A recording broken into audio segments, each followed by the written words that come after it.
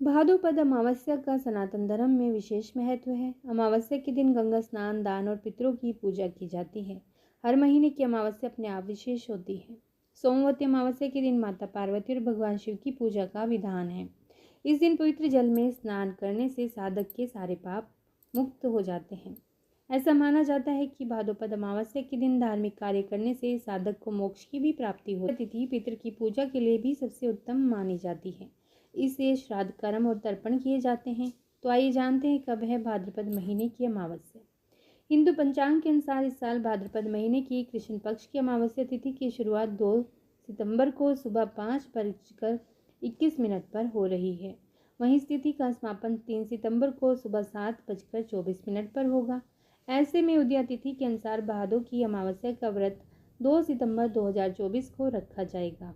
पंचांग के अनुसार इस साल सोमवती अमावस्या 2 सितंबर 2024 को ही पड़ रही है।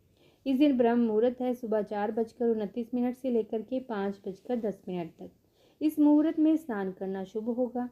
इस दिन अभिजीत मुहूर्त रहेगा सुबह 11:55 से लेकर 12:46 तक। इस मुहूर्त में पूजा करना शुभ होता है। शास्त्रों में भाद्र मास की अमावस्या को बहुत ही खास भी माना जाता है। भाद्रपद का अमावस्या इस बार सोमवार के दिन पड़ने से सोमवती अमावस्या कही जाएगी। भाद्रपद अमावस्या के दिन भगवद गीता का पाठ करना बहुत ही शुभ माना जाता है। इसके साथ ही इस दिन दान करने से पुण्य की भी प्राप्ति होती है। सोमवती अमावस्या के दिन तुलसी की परिक्रमा बहुत ही शुभ मानी जाती है। इस दिन तुलसी की 108 परिक्रमा करने से लोगों के जीवन में सुख समृद्धि आती है और जीवन में आने वाली परेशानियां भी दूर होती हैं। इस दिन महिलाएं गंगा स्नान करके, पवित्र नदियों में स्नान करके, ध्यान करके विधि विधान से भगवान विष्णु की पूजा करें और तुलसी की 108 परिक्रमा करें। इसके पश्चात जप तप और दान पुण्य करें। इस दिन लोग अपने पितरों का तर्पण और पिंडदान भी कर सकते हैं। गरुड़ पुराण के अनुसार सोमवती अमावस्या तिथि पर पितरों का तर्पण करने से पूर्वजों को मोक्ष की प्राप्ति होती है और पितरों का आशीर्वाद प्राप्त होने से लोगों के घर में सुख, सौभाग्य, आय और वंश में अनुसार सोमवती अमावस्या पर दुर्लभ शिव योग का निर्माण हो रहा है। इस योग का समापन शाम 6:20 पर होगा।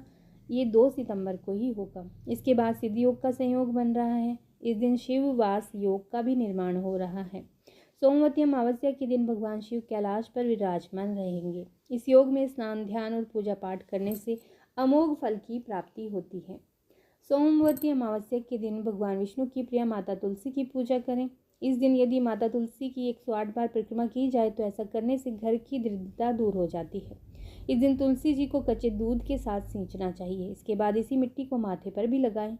शाम के समय तुलसी जी के पौधे के सामने घी का दिया जलाना भी बहुत ही शुभ माना जाता है। सोमवती अमावस्या के दिन स्नान करते समय पानी में गंगा जल अवश्य मिला लें। इस दिन माता तुलसी के पौधे की पूजा करने से सौभाग्य की वृद्धि होती है।